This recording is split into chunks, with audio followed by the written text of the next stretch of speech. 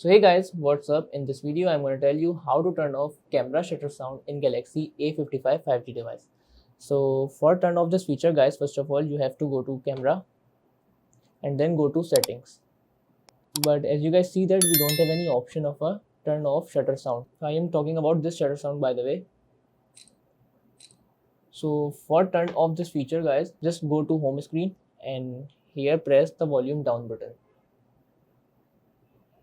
Then click to three dots.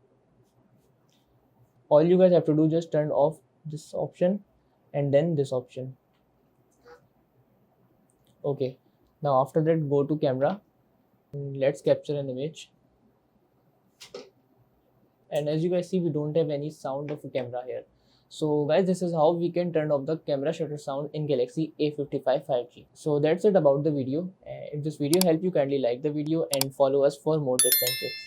See you guys in next video. Take care.